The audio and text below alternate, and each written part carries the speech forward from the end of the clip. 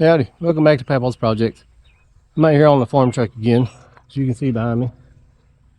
Gonna work on the ignition. Worked on the brakes the other day. Think I got it where it'll stop. Now I need to try to get it to where it'll start.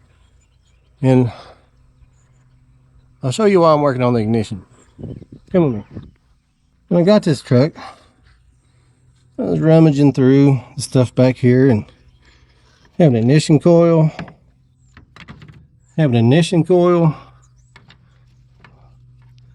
Have some burn-up points.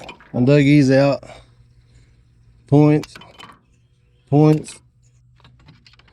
Distributor. That has me really concerned. Got a rotor button down there. I don't know if I pointed out these points. There's more points. And they're burning up the points on these things. Maybe. They're getting hot regardless. Distributor cap. Another distributor. Distributor cap. I have a fuel pump. This is super promising. Not. Yeah, everything I'm looking at is mostly starting related. I think it's a relay, ballast resistor. Don't know if it works. I'm glad I found this though, because I'm gonna play around with them. Yeah.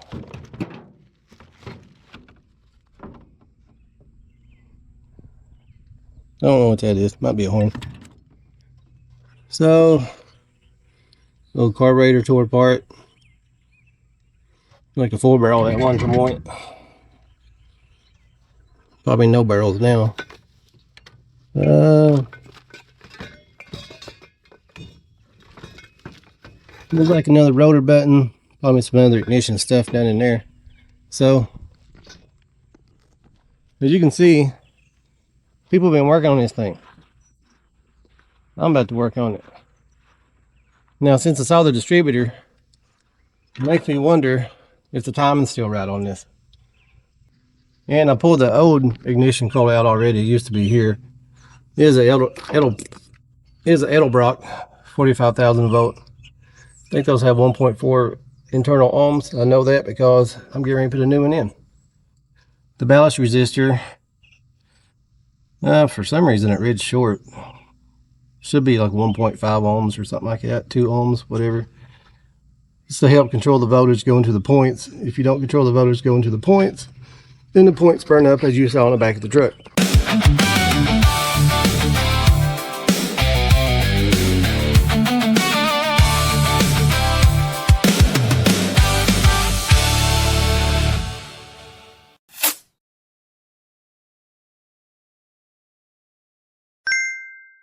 So today, to go down my list of things I got to do, I'm going to pull the distributor cap off, set piston 1 at top dead center, check the timing on the harmonic balancer. I'm probably going to pull the valve cover off because I want to make sure that intake and exhaust valves are closed when I set it at top dead center. Make sure the timing is as close as I can get it that way. I've messed with it a little bit. I know that the timing belt's still intact because as I try to crank it, it turns the rotor button. It's the only way it'll turn if they're connected. So, at least as far as I know it is. Maybe there's some secret way I don't know about, but anyway. These need the valves. Camshaft moves the valves. Camshaft connected to the crankshaft. Yeah.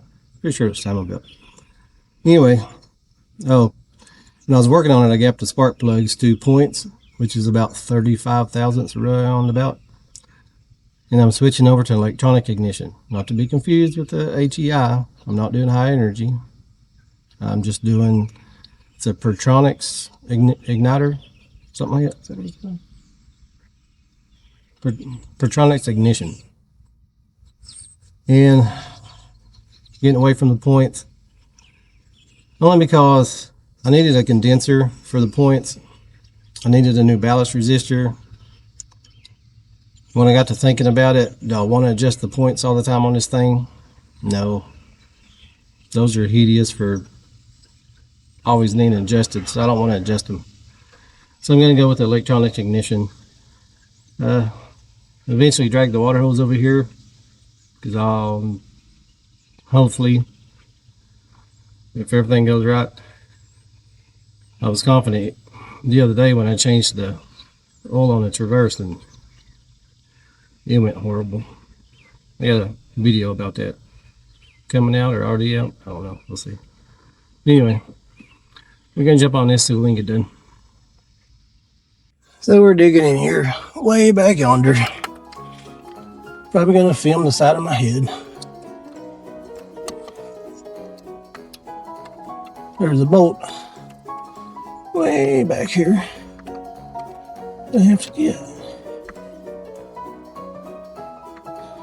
I don't know how much longer I can put my frames up.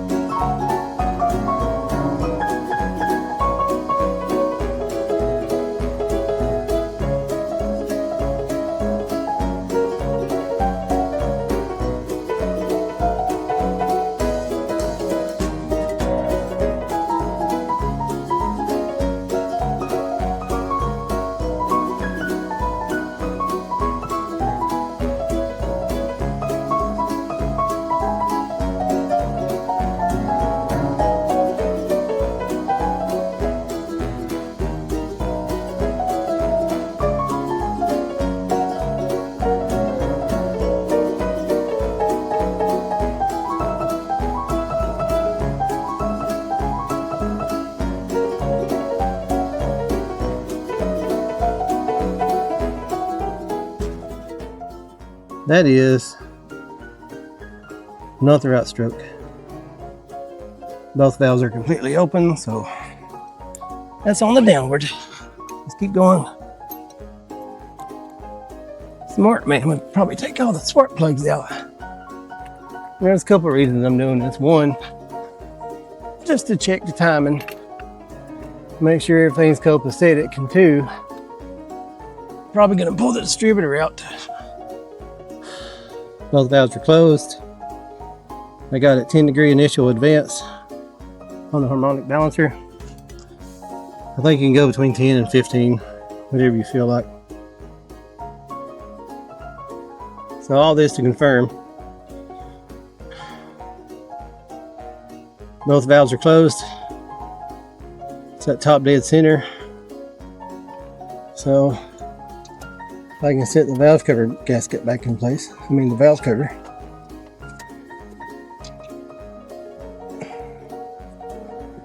Let's not forget to tighten that back up. Next step is pull the spark plug. Spark plug's good, see? But I gotta gap them. Yep. Piston's all the way up to the top. You can see it there.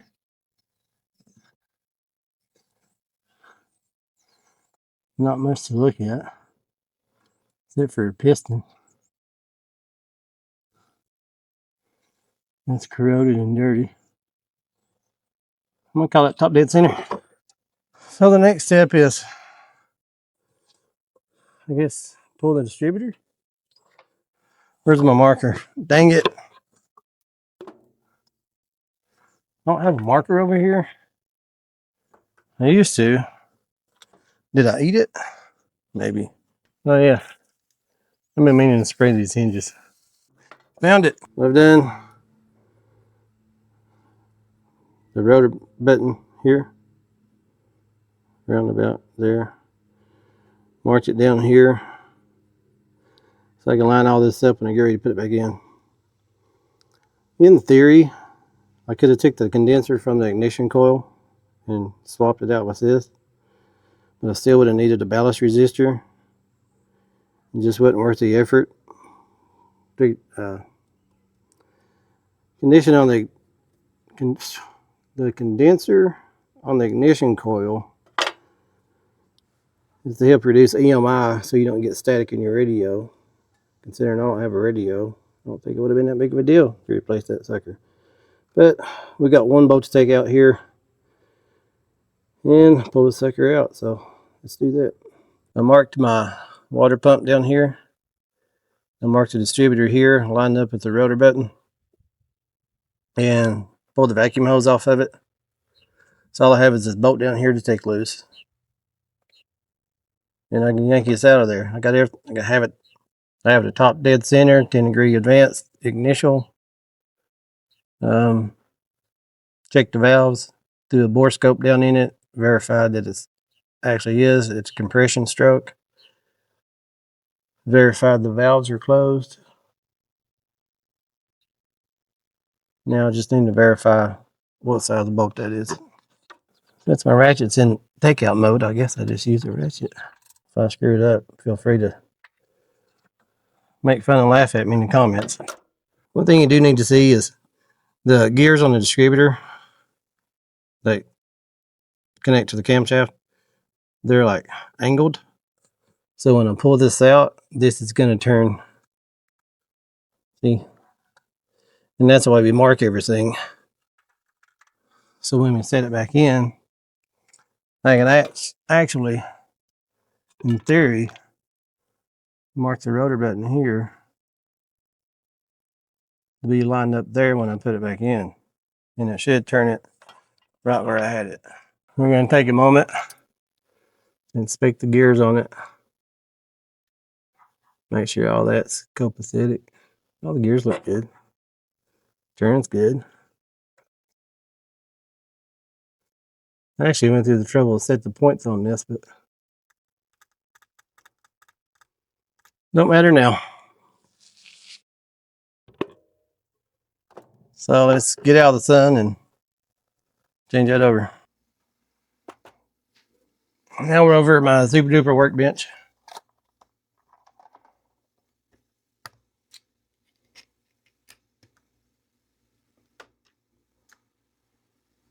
Guess I turn it this way so you can see what I'm doing. Just taking the rotor off of it.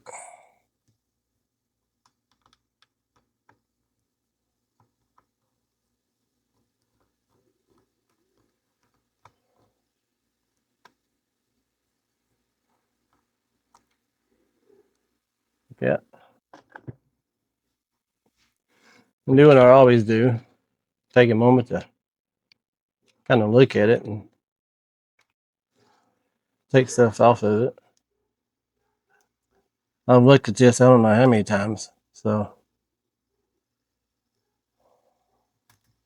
I ain't gonna look at it too long.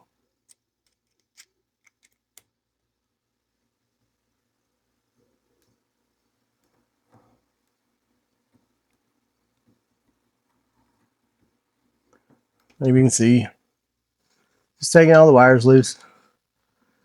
This is gonna get new wires. Oh, covering it up with my hand. If I can get that to come out, that'd be awesome. Well, that came out. And this is why I don't like points. Because these holes, screw holes, always strip out. So all I'm doing is applying lift pressure on that. So it'll start backing out like that. Condenser. This wire's unimportant anymore. This wire's unimportant. I'll work on getting that out in a minute.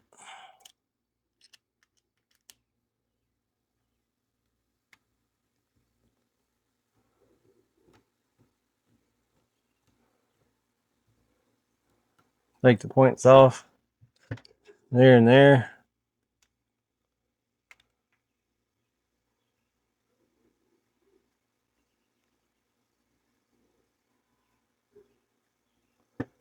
Want to keep these screws because I think we're going to reuse them.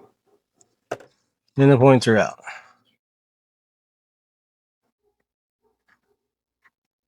I think this. It's got a little thing there to keep from pulling it back out.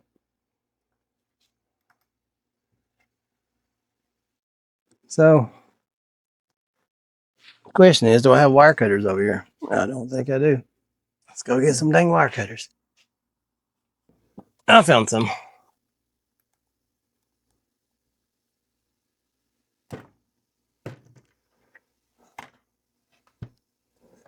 That's out. Move my battery out of the way so we can see what we got going on.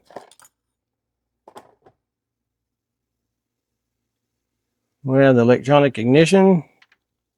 We have the magnet.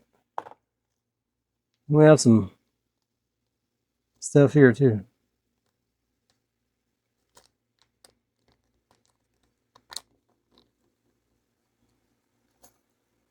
It's a lot of stuff. I don't even know if I'm supposed to use it all. This has a little notch right here. And you can see the square hole on this. This notch goes on the side of that square hole. Surprise.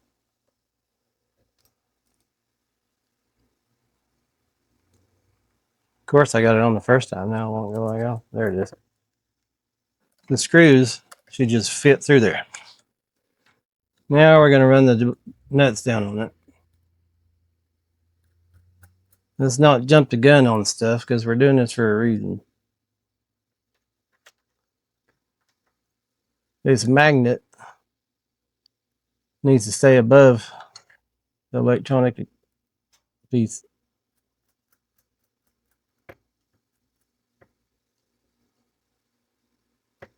But we are going to use the factory holes that I took the points out of.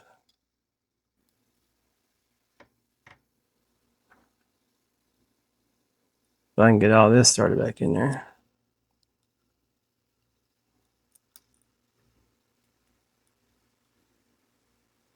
Here I have one of those moments.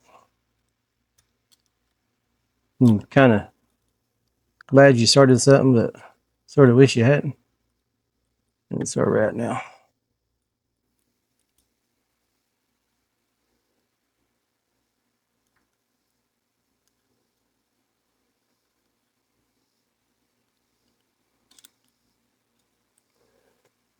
Because I suck with screws.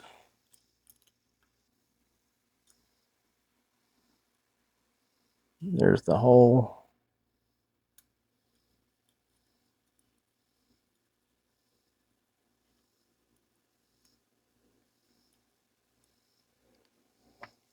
I'll make this easier on myself and stand the dang thing up. Does that screw even fit in there? It don't look like it. It looks like it's walking all over the place.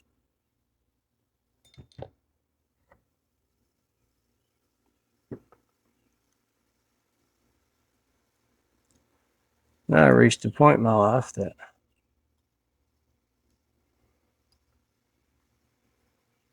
I'm going to show it in the end. Yeah, it goes in there. It's not the screw, it's me. I just suck with screws.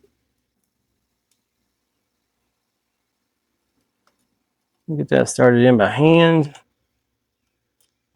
I'll see if I can find my other screw. Get it started by hand, hopefully. Probably not.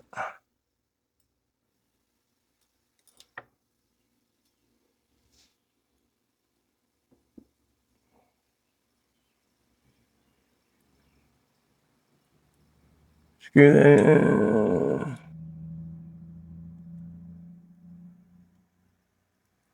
Come on, baby. You can do it. It's only a screw.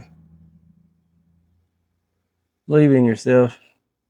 Ah, started. Hopefully, it fits, so I don't have to use shims.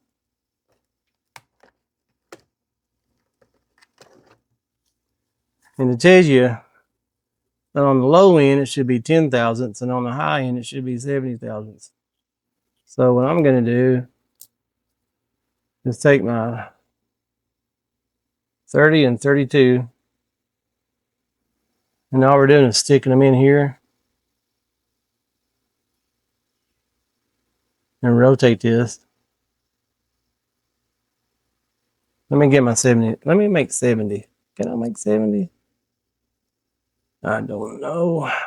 Math. It's wonderful. There's the 35, 15, 2, 15, 16. No, I can't. Unless I do a lot of math.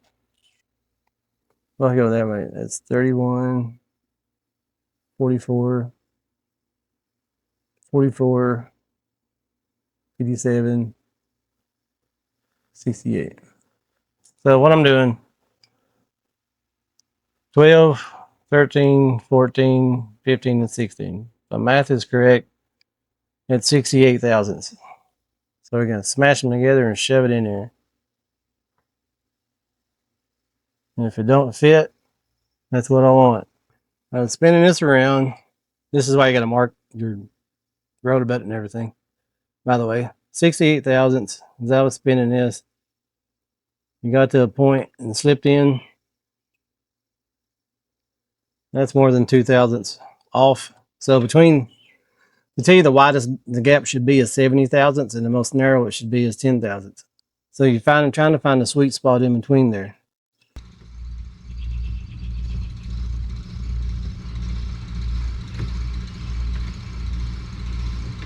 Then get these wires down through there, as such.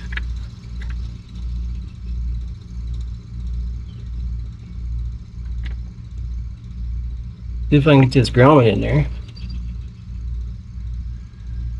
If I was smart, move this stuff out of the way before I break it.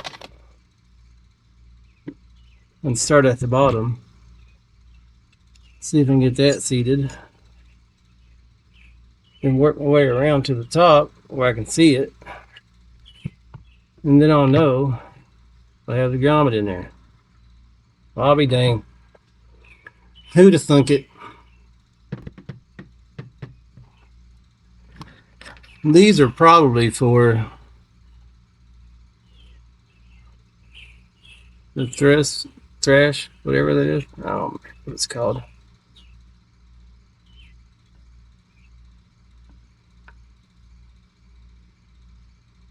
It's not making contact, but it's getting pretty dang close.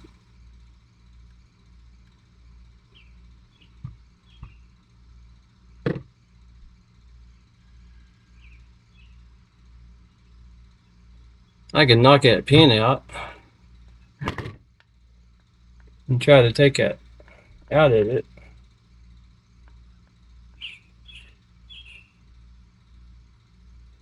That's a lot.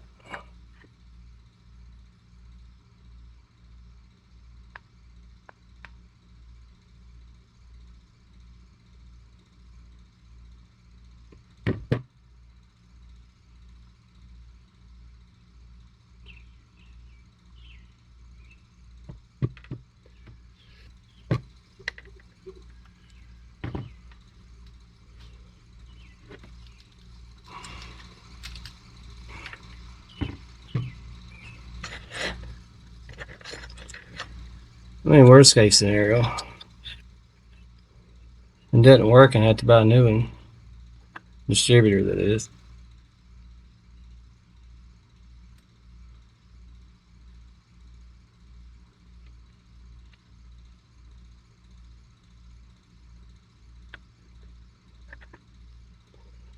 I had to shim in there.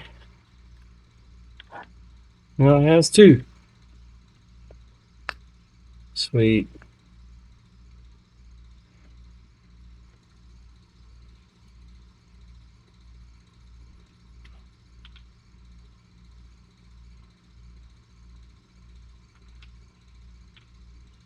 Should have just left it alone.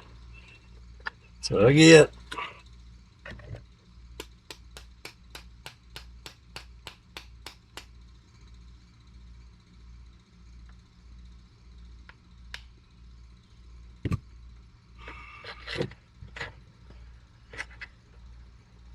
Let's go put the pin back in.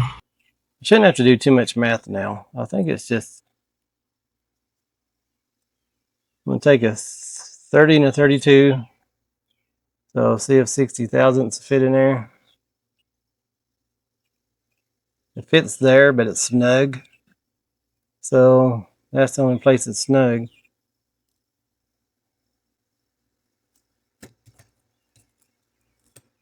So now I'm going to drop down to, let's say, okay. I had to fumble farting around with this thing for way too long.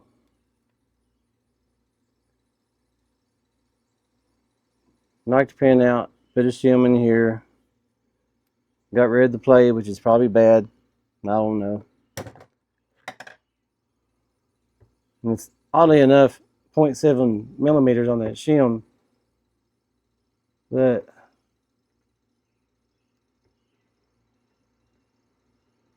it's right at 10 thousandths.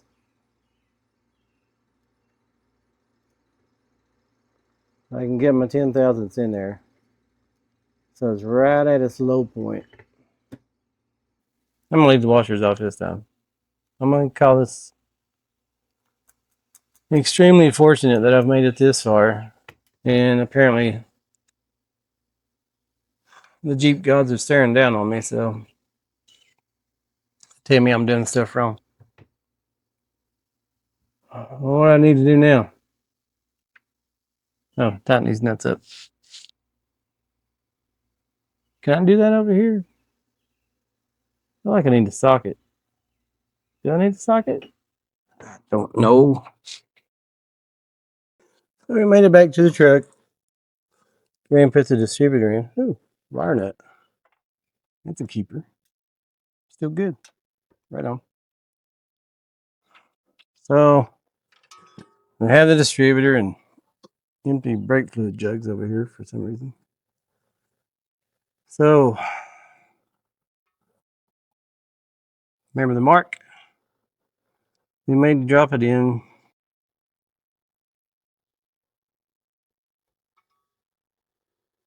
We're gonna lower it down in there. Have the mark where it's supposed to end with the mark where it's supposed to end. And I have the mark where I'm supposed to drop it in at. And so, if this goes well,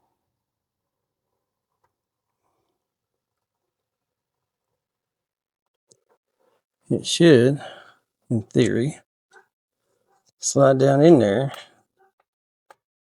if I got that pin right. Oh, look at there. I know there's a hose in the way. We'll have to live with it, but I'm trying to get a view of the gap between the magnet and the electronic ignition. And so I can rotate the motor to make sure it's not going to come in contact. The reason I wanted to rotate the motor with the distributor in is when I put the shim in, the shim actually pulling the rotor down closer to the ignition module. I just wanted to make sure it was staying within tolerance, because if it smacks that, breaks it off course. I am a little worried about the internals of the motor. I think there was a little bit of lash in there still, that 10 thousandths. I'm just sanding them. Show my sandpaper, what is this, 320? So I was using the sanding points, had it left over here. So I'm just trying to, the electrodes there, just trying to clean it up in between. You might think I'm crazy to want to hear it run before I tear it down and rebuild it, because as soon as it runs, I'm taking it over to the building and the motor's coming out.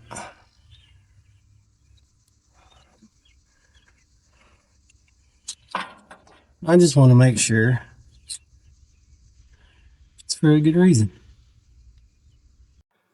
My battery died earlier. All of my batteries died.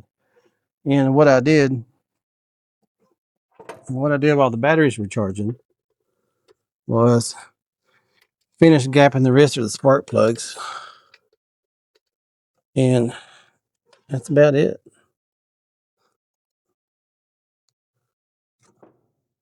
Oh, I'll put the valve cover on too. So now I'm going to dig into the wiring, get all this rat's nest straightened up. So I'm going to pop all these off. I already have number 1 spark plug in there. So, I mean, it's marked even if, well, used to be marked. It's marked down there on the water pump. At least I think you can see what I'm doing. Can you? Nope. Didn't go to firewall. Put the valve cover back on. I didn't think I want to see me struggle with that. Finish gapping the spark plugs. I have all those put in. One thing I've never done is check the transmission fluid. Yeah, that's transmission fluid. That's a good sign. Let's see.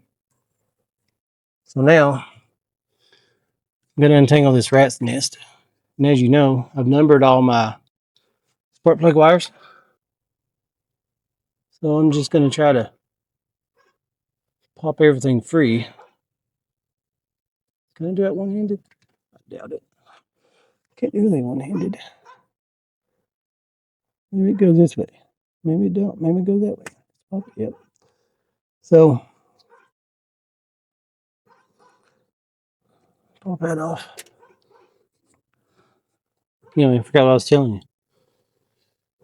Spark plug wires are numbered except for 8 and 7. It's kind of obvious I don't need to do that. But I'm gonna do the rat's nest, get everything plugged in. I know where my number 1 is because I plugged the wire into it. I might want to change that later. We'll see. But right now, give me a chance to look at the spark plug wires and get them reran. I have the firing order on the window, so I'm going to be pausing quite frequently to look at it, but I think 8 comes next.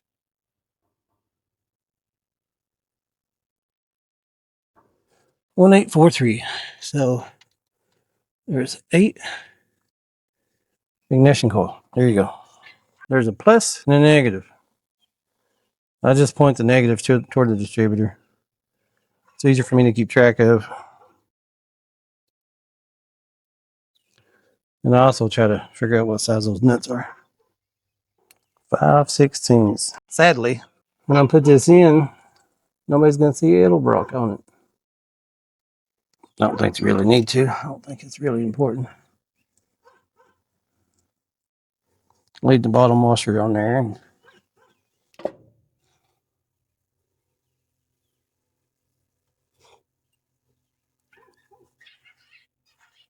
that's not going to work.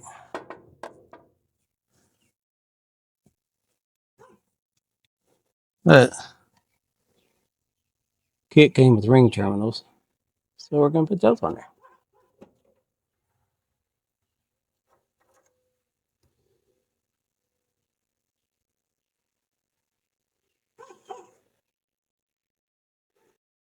See if they're stripped to the right length. So I'm a little bit on the picky side about this. Nope.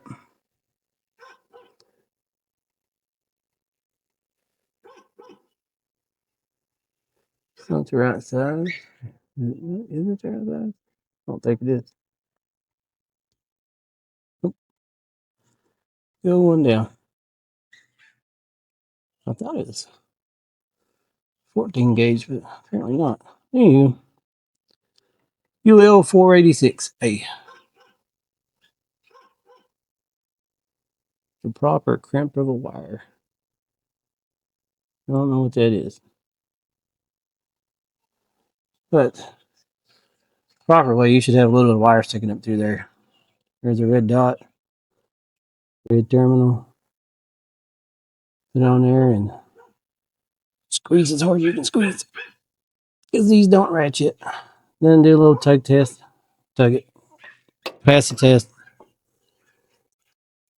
Put that on there. Put the washer and the lock washer. And run the nut down a little bit. You can set that there while I do this one the same way. Yeah. I just use the bottom washer as a kind of a plate. I don't know if you're supposed to or not, but I do. And there is a wire that used to go to the ballast resistor that I'm going to put on here. Again, the battery's disconnected, so I think I'll be okay. Now I should probably think about rotating the terminals pointing up instead of down. I don't really know why. Maybe because it makes me happy. So, let's make me happy. There. Perfect. I'm going to point this one out.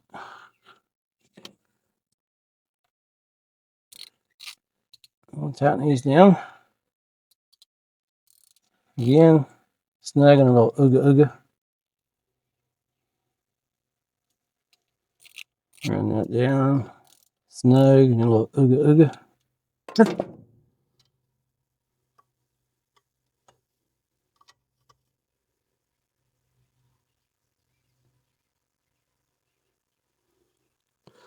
Probably should have made those shorter, but I don't think it's that important.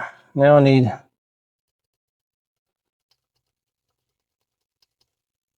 Where did that one go? Oh, never mind. Found it. Don't panic. It's a... Don't worry. I got it.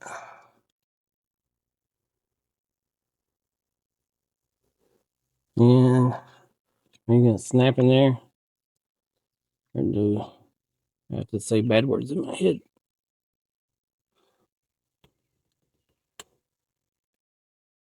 There you go. Seated. Now what do I do?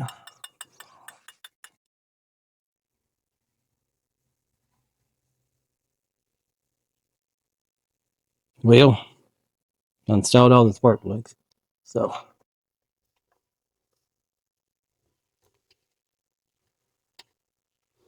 I won't need one unless it doesn't start. If it don't start, then I'll need one.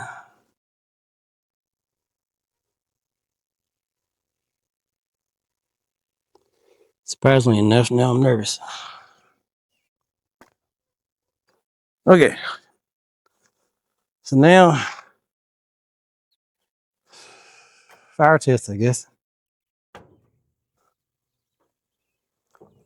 Negative on.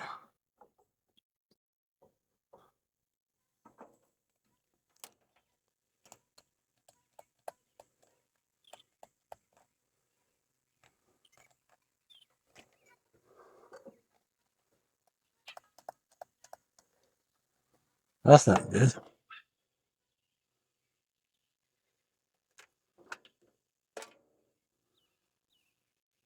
There's some coal is getting warm, so I better move fast.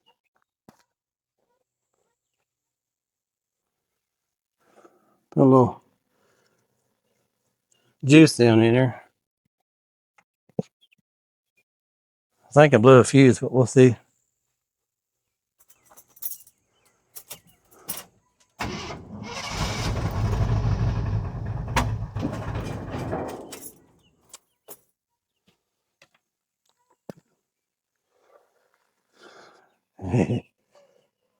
And that's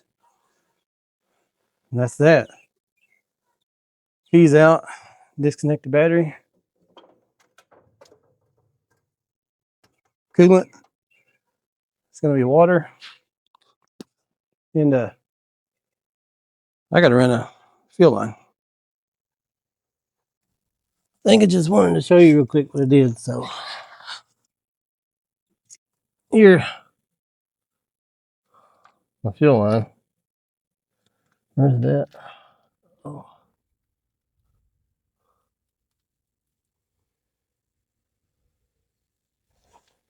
You can see here, took the old fuel line off. Put the new fuel line on, wrap some duct tape around here, ran it over the steering pump hoses,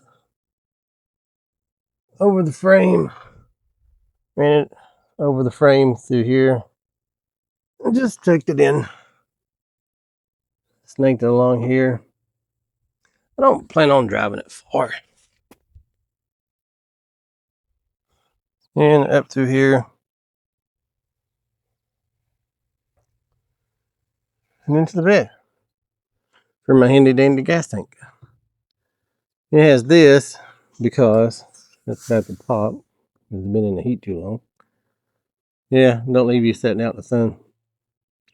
Not sealed all the way up without a relief valve of some sort. Probably heard a hiss. I was relieving the pressure. And what was I saying?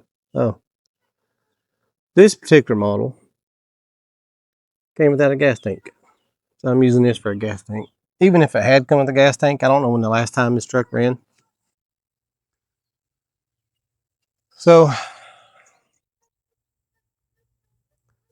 even if it had come with a gas tank, I don't know when the last time it ran was, so I probably wouldn't have used it anyway. But today, I just need to get the fuel filter on, and we'll go through that.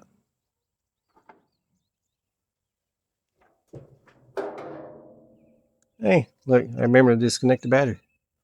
Good for me. Hopefully you can see this. Got the fuel line, the hose. Looked around the carburetor to see if it had a return line, and I never could find one.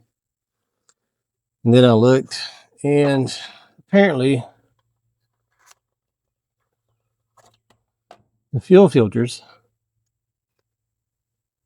have a return line.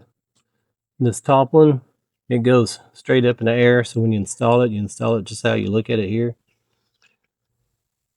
And I attempt to put the fuel filter on. I want to verify that my clamps are going to work.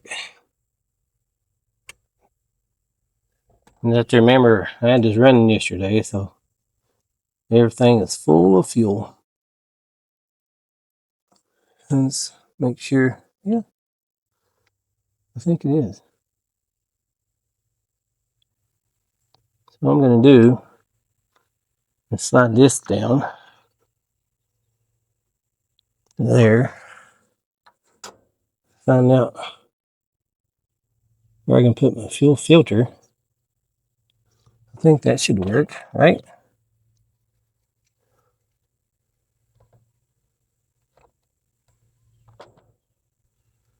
Take my handy dandy pocket knife and cut. I really need to sharpen this knife, but I use this knife for everything.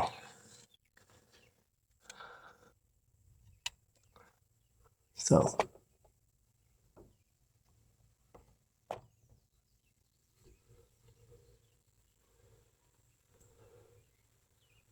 slide that in there.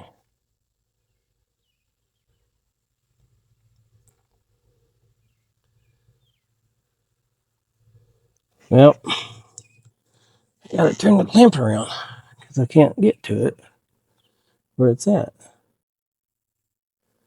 Up there, maybe? Oh, wait, I was gonna do it upside down. Like that. I remember now.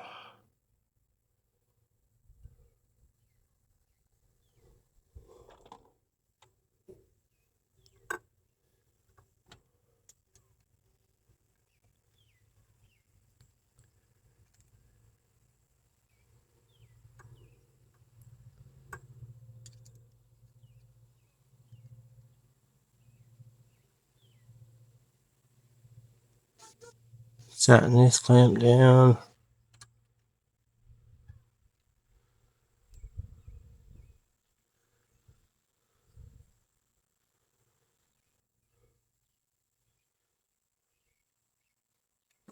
Make sure that's tight. I'm going to check the other clamp just to make sure the line's on where I want it. I never checked that earlier. I probably should have. I probably should have checked the brown wire too, see where that goes. It's a little exposed. Insulation's cracked, bare wire showing, that kind of thing. So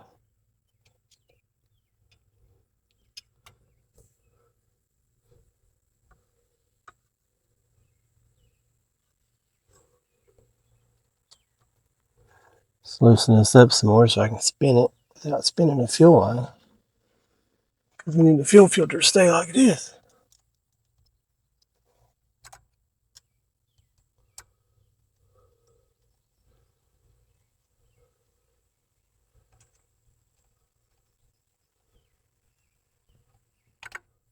Okay. Now this fuel line. Let's see what we got going on. I need to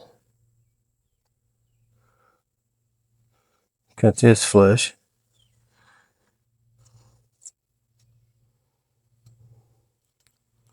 I got that part straight. Got there to there. No, it's coming back. So it's like here maybe.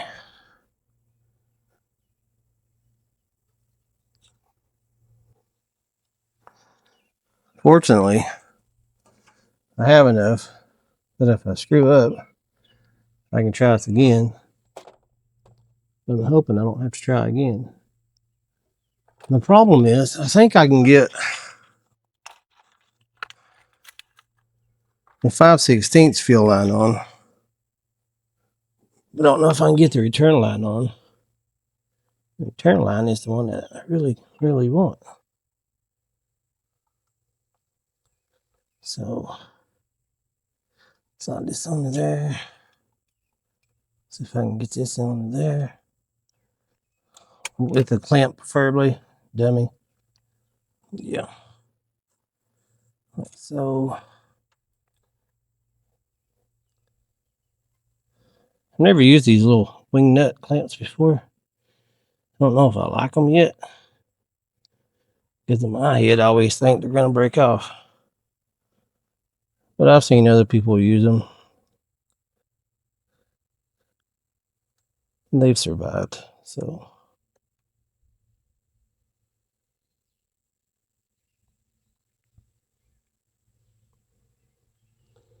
I'm going to blow that nub. I think I am now. So,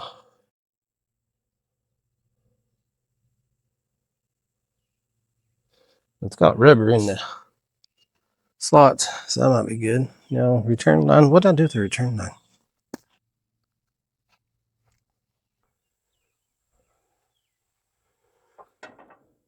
Oh.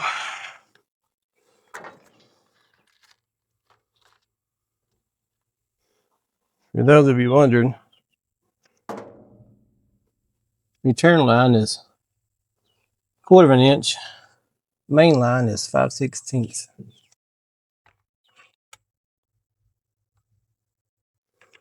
So, got the return line on. Slip the clamp up there. I don't like that the spark plug wires are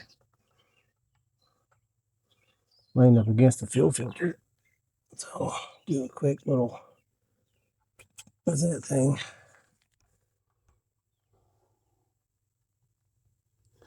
Yeah, it should be okay. So, got my clamp on there. Got my clampulator on there.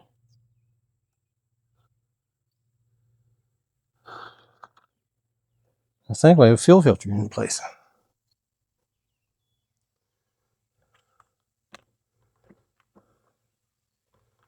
I should have enough fuel line to run back to the gas tank. I'm hoping, I'm guessing. I'm not sure how I'm going to run it there.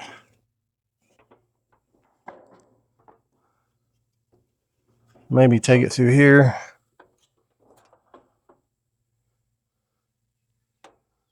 Hopefully when I close the hood, it don't pinch it.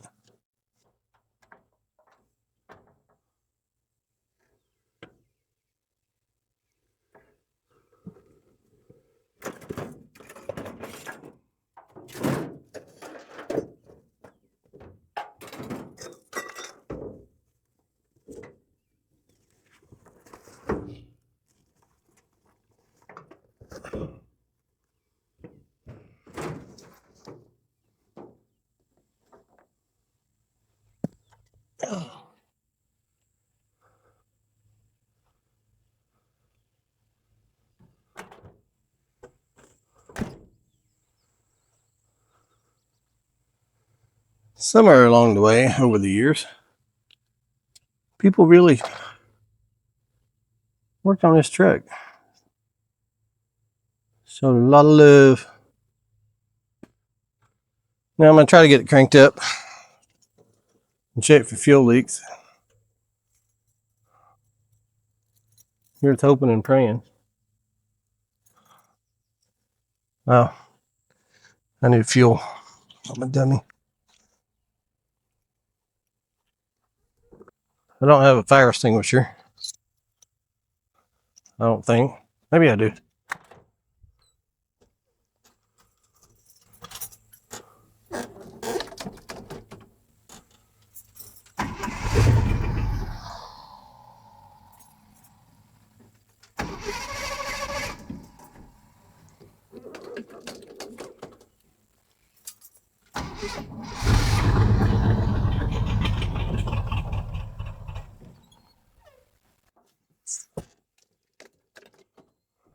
Few pumps.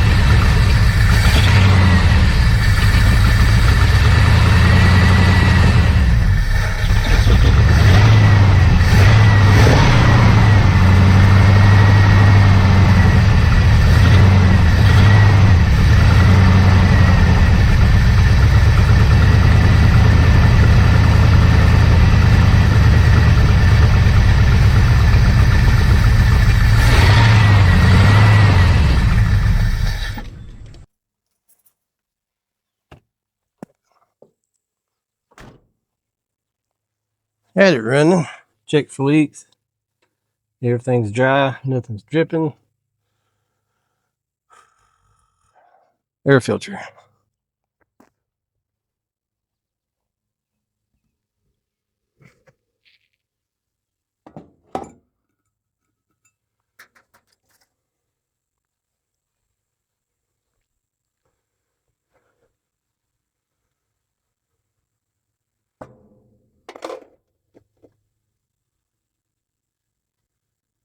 Turn that.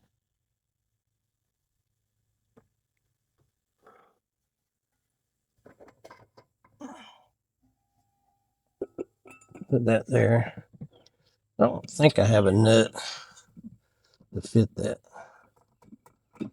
No, I don't have a clamp for that. I don't know if I have a nut for that.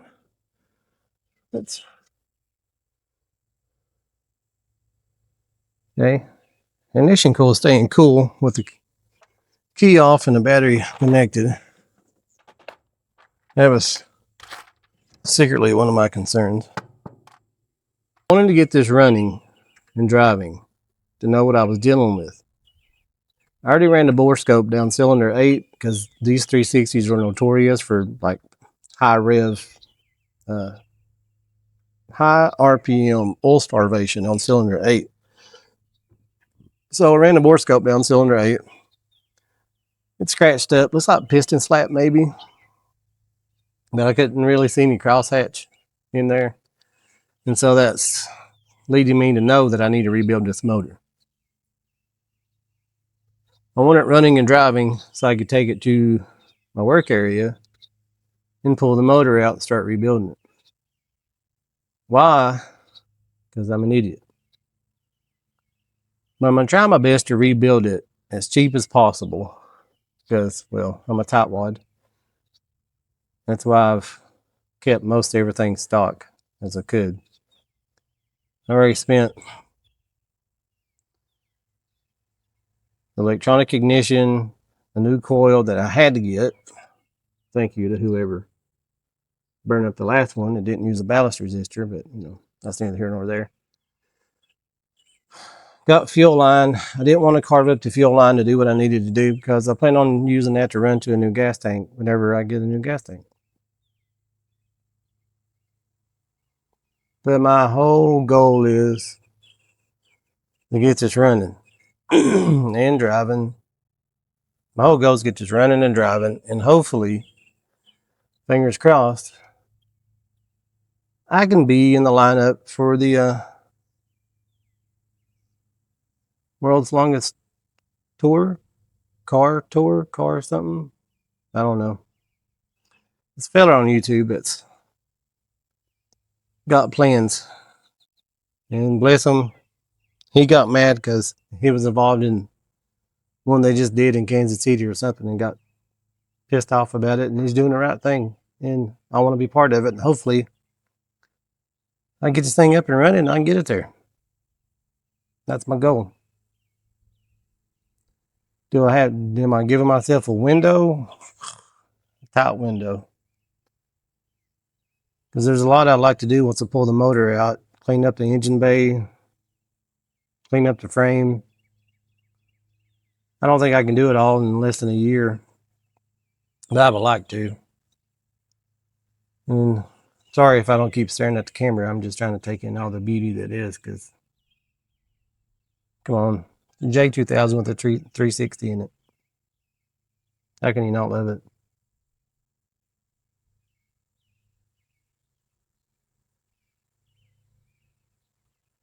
So, yeah, I'm going to try to keep it as stock as possible. Keep the TH400 transmission. God help, that's going to be rough. If I have to drive this thing over 1,000 miles or 100 miles, RPM and say at 65, I think I can do it. I believe I can do it. Anyway, the only money I really spent on it so far is got a new ignition coil, the Pertronix ignition module. You saw me change all that out. Got a new distributor cap and rotor because of where I went to. Not necessarily had to, but since I was upgrading the ignition on it to electronic, I got a thicker distributor cap, so I didn't blow the other one all the pieces.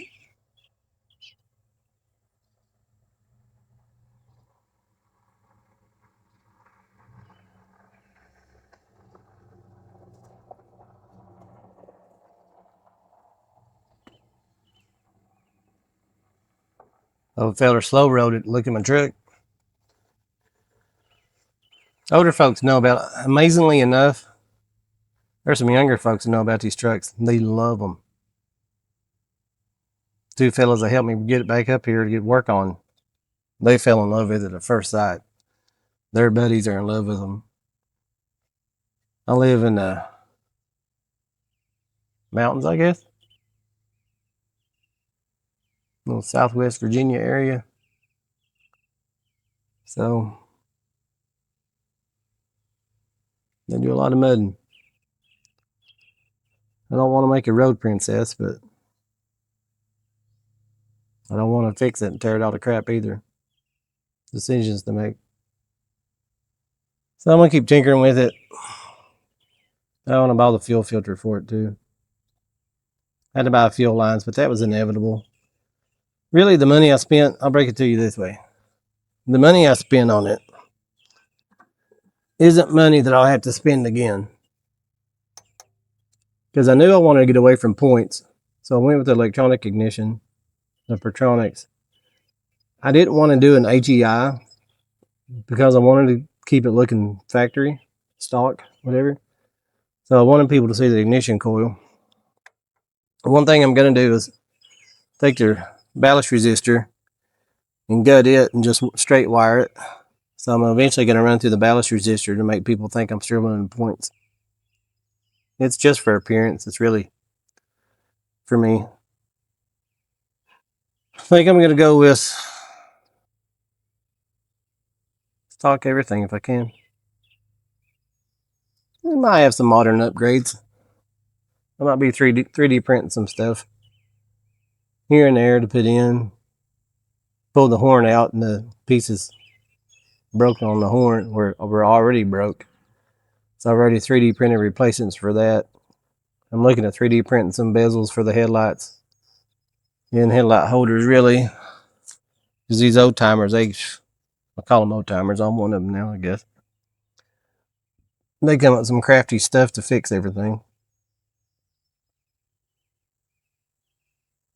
What else have I put money into? Brake cleaner and brake fluid. Oh, brake bleeder screws and some clamps. That's it.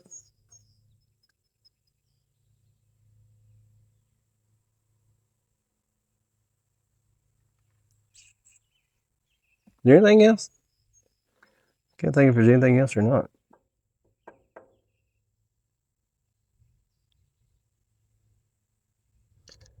So far, I do like those clamps with the wing nuts on them. They're nice. Anywho, yeah, sweat in my eyebrow. Sweat everywhere. It's hot. Humid. It's getting ready to thunderstorm. Power steering works great. I was amazed by it. I could probably adjust the idle on the carburetor. I might do that a little bit. I was wanting to take it up and down the road, but truth be known, I'm afraid something's going to break. Because I don't know what other people's done to this. I know what I've done to it. And the brakes were kind of shady. It's a 3-pump brake system. Maybe 5, depending on if you get over 25 or not. So let's pack it in and wait for the next episode on the Jeep. Hopefully it's coming soon. I love this truck. Wanted one of these for the past 30 years. And in true transparency, I wanted something the year I was born, and the more I looked at stuff, all the muscle cars were kind of crappy looking. In my opinion, people may like them. A 73 Dart, maybe? I don't know. They even make those? Trans M's. They're overpriced for what they are.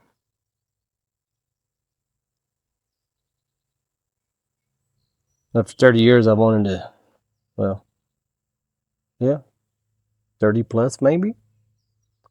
Wanted a Jeep pickup truck. Now I have one.